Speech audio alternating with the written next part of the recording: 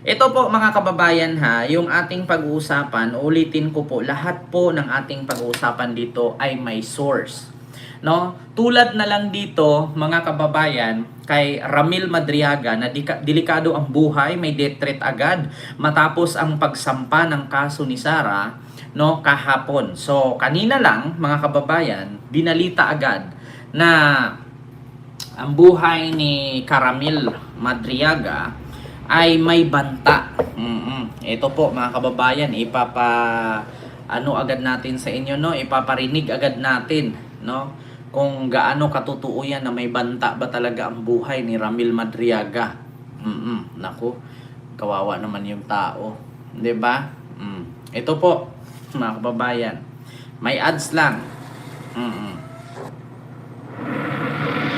This robotic puppy is so lifelike it actually fooled my neighbor who's a veterinarian. I've been a Dati nang nakatanggap ng pagbabanta sa buhay ang self-confessed bagman na si Ramil Madriaga. Mula nang ilabas niya ang affidavit na nagsasangkot kay Vice President Sara Duterte sa mga katiwalian. Nako mga kababayan, sino ba ang nasa likod ng pagbabanta na yan? Alangan naman ang Marcos administration. 'Di ba? Ma'am Glo Marie, hello po sa iyo diyan, ma'am, sa Hong Kong. Alangan naman mga kababayan, ang Marcos administration ang magbabanta kay Ramil. Parang nakakapagtaka naman. Nanay Minda, hello po. Hapon, nangyari umano ang kanyang kinatatakutan sa loob mismo ng kulungan at ang ilabas niya ang dati nang nakatanggap ng pagbabanta sa buhay ang self-confessed bagman na si Ramil Madriaga. Mula nang ilabas niya ang affidavit na nagsasangkot kay Vice President Sara Duterte sa mga katiwalian. Kahapon, nangyari umano ang kanyang kinatatakutan sa loob mismo ng kulungan. Exclusive, may umaaranggadang balita si Maan Macapagal. Kahapon, 3 ng Marso, alas 5 ng hapon, sa second floor ng Delta Dormitory ng BJMP Camp Bagong Diwa kung saan nakapihit si Ramil Madriaga, may humarang sa kanyang detainee. Meron kasing control gate doon na meron tinatawag na Delta 5. Alam nyo na ha, mga kababayan, hindi yan fake news. Sir Kenry, hello po. Hindi po yan gawa-gawang kwento lang. Mismo binalita po ng Prime Media o PRTV or Prime Media na di ko alam kung sister company ito ng ABS-CBN kasi yung mga reporter nila dito ay mga galing sa ABS-CBN. Di ko lang alam kasi si Maan ay ABS-CBN reporter yan. So ngayon mga kababayan, ito na nga, no? So, pagkatapos daw di umano nung pag-file ni Sara ng kaso, ay nung si Ramil Madriaga ay galing sa kanyang selda, no, galing sa kanyang kulungan, ay parang umano ata ito, parang papunta yata ng CR, galing sa kulungan. So, nakapasok siya sa CR. Paglabas niya ay may humarang daw sa kanya. Kasi mga kababayan, ganito po 'yan. So sino po ba ang, kung sakali, sino po ba ang mananakit kay Ramil or papatay kay Ramil? Di malamang yung nasa loob lang nandin ng kulungan. Kasi ganito ang teknikan dyan mga kababayan eh. May possibility kasi kung sakali na ikaw, may galit ka kay Ramil Madriaga, hindi po pwede na ikaw yung pupunta dun at papatay kay Ramil. Ganito po ang mangyari. Either may mga nakakulong dun sa loob na posible na utusan nila na sasaksak kay Ramil. Or else, yung papatay kay Ramil or di kaya babaril kay Ramil or kung ano mang gagawin ay yung kasilda lang din ni Ramil. Kasi napaka-imposible naman na ang papatay sa kanya taga-ibang silda. So, mahihirapan kasi kanya-kanya silang silda eh. Ang problema dyan mga kababayan, kung, di ba? Kasi, eto, ayaw ko magsalita ha. Kasi mahirap magsalita mga kababayan. Meron kasi akong narinig sa isang vlogger. No? Nag-reaction kasi yung vlogger. So, merong isang vlogger mga kababayan na naka-base sa Amerika na isang babae na ang sabi, ito daw si Ramil Madriaga ay binayaran daw ni First Lady Lisa. Tapos, bumalik-balik daw dito si Peebles, no? Si Peebles Talakera. Si Peebles daw ang tagagawa ng script, no? Para masanay si Ramil, no? Bibigyan daw ni Peebles ng script, tuturuan kung paano ang isalaysay, paano gumawa ng affidavit para idiin si Sara. So, ngayon, mga kababayan, kung tutuusin, kung totoo man ang sinabi nitong vlogger na to, na isang babae na nakabase sa Amerika, ay kung totoo man yan, bakit bakit si Ramil pa? Pwede naman silang kumuha kung sino dyan. Katulad kay Digong, kung paano nila ipitin si Dilima, paano nila ipakulong si Dilima. Di ba? Wala naman silang ibang inano. Di ba? Si Kerwin Espinosa agad kinuha nila. Ginawa nilang witness laban kay Dilima at diniin si Dilima na isang drug protector. So, bakit si Ramil Madriaga pa? Marami namang iba dyan. Di ba? Pwede naman kung si F. Elisa ang nagbayad dyan kay Ramil, no, or nag-utos kay Ramil, bakit hinayaan pang makakulong? Di sana pinalaya muna bago maging witness. Di ba? Alam niyo, sa totoo lang mga kababayan, dito ako natatawa Kung si F. Elisa ay inutusan si Peebles na i-brainwash or i-briefing si Ramil para idiin si Sara, bakit hinayaan pa ni F. Elisang ikulong si Ramil? Di sana pinalaya na yan, tapos biglang lalabas mag-witness, at bakit maghirap pa si Ramil sa loob ng kulungan? Sige nga, aber nga. At bakit hahayaan pa nilang na si Ramil sa loob kung mag-utos ang kalaban ni Ramil dyan na ipasaksak siyang habang tulog, di patayan. Ganun lang kasimple mga kababayan. Kasi meron kasi isang vlogger sa Amerika na tawagin natin sa pangalang Pangga, di ba? Mga langga, isang Jotang Inamesh, na isang babaeng bubuyog. Walang iba kundi si Maharlika. Bayad daw ni F. Elisa itong si Ramil Madriaga. Sa pamamagitan ng isa ding vlogger na si Peebles Talaquera, inutusan daw ni F. Elisa na magawa ng script, no, para turuan daw si Ramil kung paano idiin si Sara Duterte. Ang problema mga kababayan, kung gagawa lang din naman pala sila ng witness laban kay Sara, bakit hayaan lang si Ramil nakakulong? Diyos ko, isipin mo, First Lady ka. Oo, asawa mo presidente. Kung ang asawa mo bibigyan ng amnesty yan si Ramil, kahit gaano kabigat ang kaso niyan, kung bibigyan niya ng amnesty or pardon, makakalaya yan. Tapos gawin mong witness, tapos naiipit ang buhay. Di ba? Continue natin kung paano si Ramil nagkaroon ng death threat. Na yung control gate na yun, ang pwede lang pumasok yung mga detainees sa Delta 5 and 6. And then, basta nandun ka sa loob ng control gate na yon, wala makakapasok. Pero paglabas daw ni Ramil is that may humarang sa kanya isang lalaki, at nung maramdaman niyang may threat sa kanya, parang lalaban siya at nagsisigaw siya ng guard.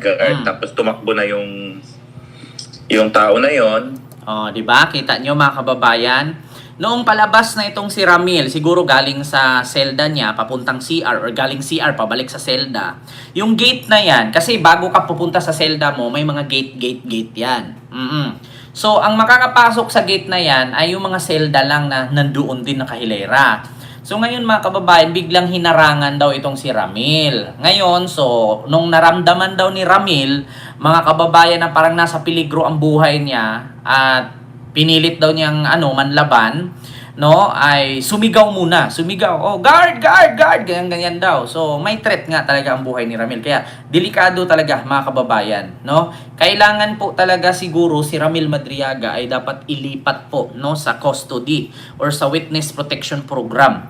Mga kababayan, kasi hindi po basta-basta itong pagiging witness ni Ramil, kasi si Sara po ang kaniyang idiniin dito. So, dapat talaga mga kababayan ay si Ramil kailangan ilipat talaga.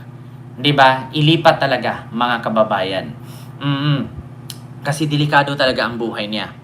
Speaking of Maharlika, mga kababayan, alam nyo, sa totoo lang, yan po ang nakarating sa akin, no, na nalaman ko na kwento ni Maharlika, na ito daw si Ramil ay ang nasa likod daw ni Ramil ay si First Lady Lisa. Ma'am Brenda Barton, hello po, kay Sir Rick Fernandez and kay Manit Vlog. So, Sir Bien, Sir Kenry, hello po. So, ngayon, mga kababayan, ganun po ang nangyari, no? Na inutusan daw ni First Lady Lisa sa pamamagitan ni Peebles.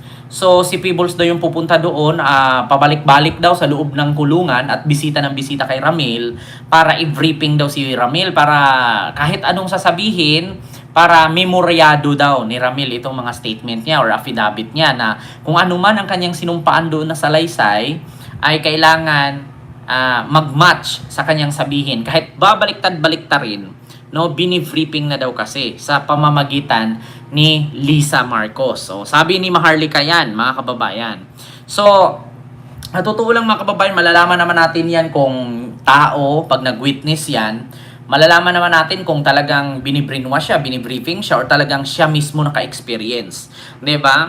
Tama yan, Sir Kendry. Galing talaga nila gumawa ng kwento. Oo. So, ganun talaga, mga kababayan, ang mga DDS. Mahilig gumawa ng kwento. At saka, ito si Maharlika, ito lang in fairness si Maharlika, ito yung pinaka tumagal na vlogger. Simula nung kasama ito ni Thinking Pinoy, no? Si Maharlika, si Muka Oson, si Thinking Pinoy, si Sas. Yan sila magkakagrupo Pero in fairness, mga kababayan, sa tinagal-tagal ni Maharlika sa pagbablog, ni isa sa kanyang mga sinasabi, walang nagkatotoo. Ni isa sa mga sinabi ni Maharlika, mga kababayan, walang nagkakatotoo. Yun yung lagi niyang sinisigaw na meron daw merong kinidnap dinala sa Turkey, yung bata, na ang nasa likod daw ng pagkidnap ay si First Lady Lisa. Pero ni minsan walang binalita no ni isa. Hindi binalita sa TV, maskin sa SMNI, hindi man lang lumabas kung may kinidnap daw na ang nasa likod ng pagkidnapping ay si Lisa. Tapos meron pa siyang isa, yung alputera, hindi na matigil yung bunganga dyan sa alpot na yan. Akala mo naman may magagawa siya dyan sa alpot na yan. So, di ba, hinamon ni P-Ball si Maharlika, Sir Ken, sa video call daw silang, video call daw silang tatlo. Yan nga ang maganda. Oo, galit talaga siya kay F. Elisa. Actually, Ma'am Etchen, kaya galit po yan si Maharlika kay F. Elisa. Kasi nga, actually, may hiniling kasi yan si Maharlika para kay Glenn Chong. So, meron siyang hiningi yata na isang posisyon na ipasok si Glenn Chong. Hindi ko alam kung saan niya ipasok. Kaso si First Lady Lisa ay hindi itinuloy. Kaya galit na galit itong si Maharlika.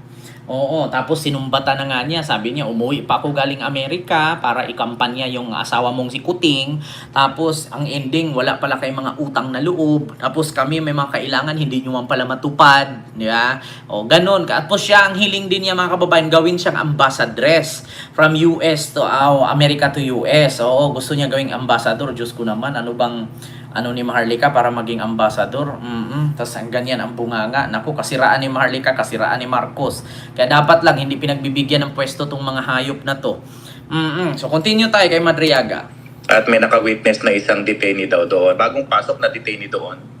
So, nagsumbong siya. Ayon sa kampo ni Madriaga, noon pa man, nakatatanggap na sila ng impormasyong may patong sa ulo ni Madriaga sa loob ng piitan.